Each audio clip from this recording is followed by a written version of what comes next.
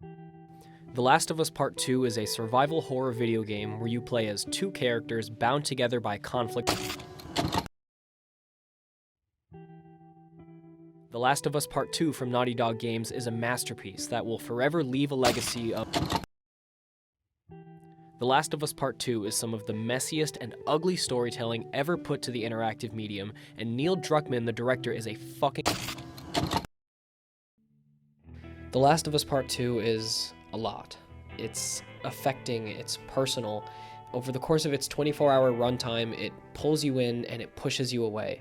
It makes you hate characters that you know you should love, and on the other end, you start to feel pretty sympathetic for some characters you know you should hate.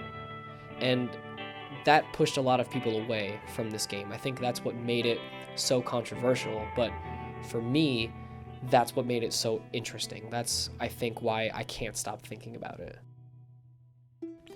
The first game, now a hit TV adaptation, is just about perfect for most people.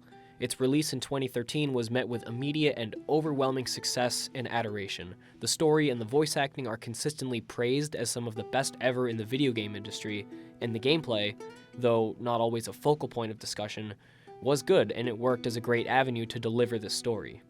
7 years later, Part 2 comes out, and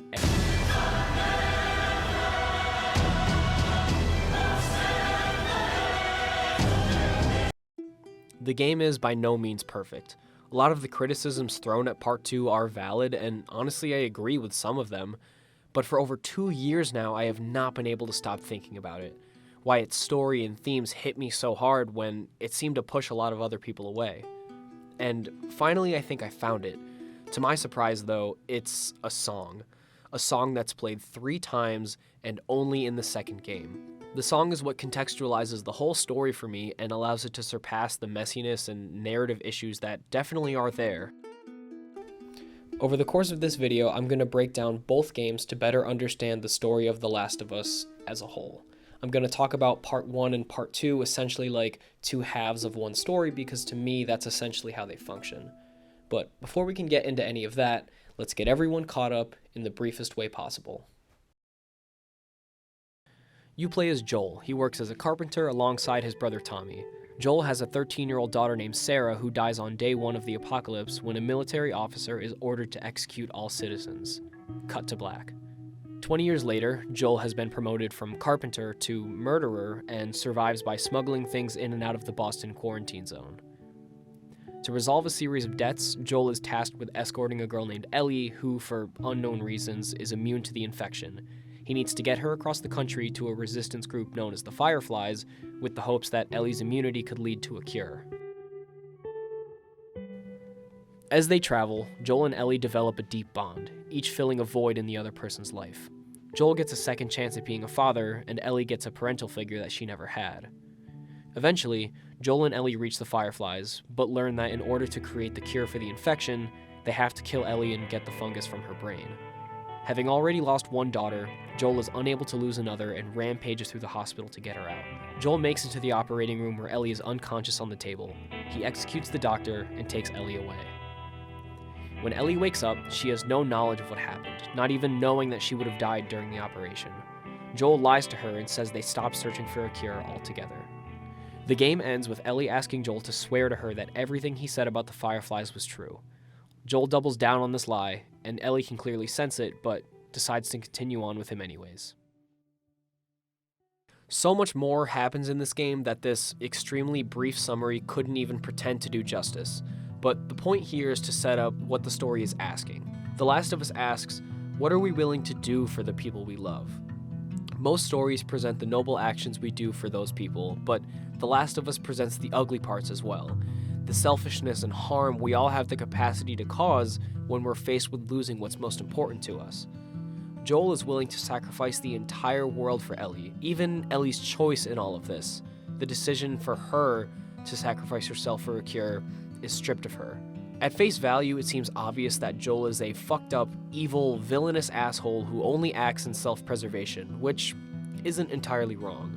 But the beauty of this ending, what makes it work, is that after spending 12 hours playing as Joel and a few hours playing as Ellie, the choice kind of makes sense. The point of the story isn't to agree with Joel necessarily, and in the way the narrative plays out, I don't think the game is on his side either. Rather, the point is to understand this choice. Objectively, throwing away humanity's chance at fixing the world is not good, but The Last of Us isn't about good people making heroic choices. It's about people who are scared and hurt, holding on to anything they can that makes surviving worth it. I struggled for a long time with surviving. And no matter what, you keep finding something to fight for. Now, I know that's not what you want to hear right now. Swear to me. Swear to me that everything that you've said about the Fireflies is true. I swear.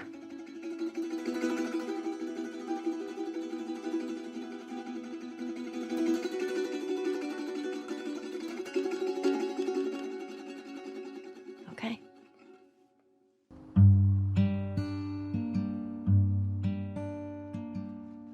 I'm nervous to even try and condense the story of this one into a brief summary. I mean, just look at what it did to Nakey Jakey when he tried to cover The Last of Us. She walks outside, and she was walking outside, and the credits roll. Okay, bye. The Last of Us Part 2 picks up 6 years later. Joel and Ellie were living in a community out in Jackson, Wyoming, where things had been about as safe and peaceful as they could be. Joel's decision to remove Ellie from the operating room back in Part 1 has left her feeling cheated, like her agency was removed. At the start of the game, Ellie doesn't know if she could ever forgive Joel for what he did. A group of outsiders get into some trouble outside the walls of Jackson, but are helped by Joel, Tommy, and some others. The outsiders turn on Joel and corner him in a house. The conflict ends with the leader of the group, Abby, beating Joel to death. It's shocking, hard to watch, but there's a sense that it wasn't out of nowhere, because it wasn't.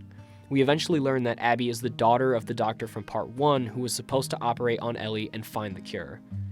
The story of The Last of Us Part 2 is told from both perspectives, Ellie's and Abby's. It creates this really tense conflict because, as a fan of the first game, you hate Abby for killing Joel.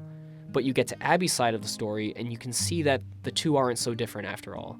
Abby went after Joel for killing her dad, and Ellie goes after Abby for killing Joel. To a lot of people, Part 2 seemed to undermine the emotional weight of the first game. But for me, that's what strengthened it, made it whole. It shows us how bad things can get, how ugly and vengeful we can be, and it does all of this through one song.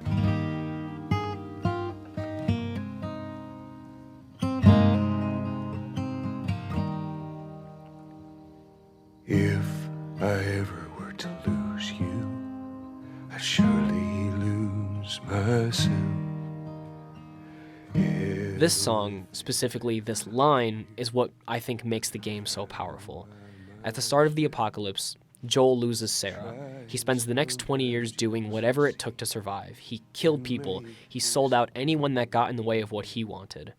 When Ellie enters his life, he begins to find himself again. He finds purpose and peace through a second chance at having some semblance of family. But the thought of losing that is something that he won't ever let happen.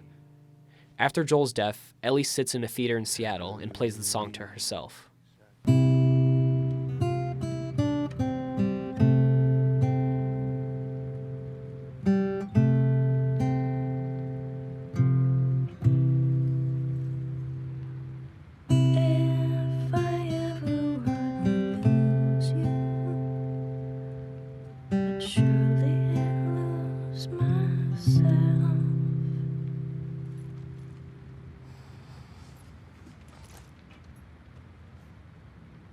Part 2 follows Ellie on her violent revenge quest. She, like Joel, kills everyone who gets in her way. When given an out and a chance at peace, she can't allow herself to have it.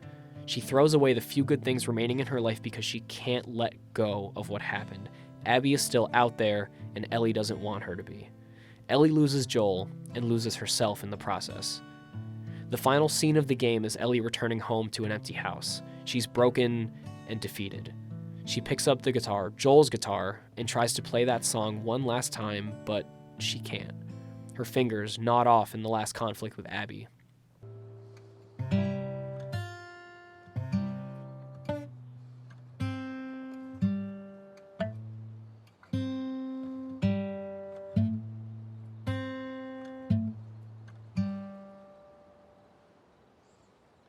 This song is the key to understanding the whole story. If part 1 asks us what we're willing to do for the people we love, what depths we'll go to, then part 2 asks us to reckon with those actions. The Last of Us may be a post-apocalyptic story, but it's not a story about survival. It's a story about loss. About the loss of humanity, the loss of a loved one, and the loss of ourselves.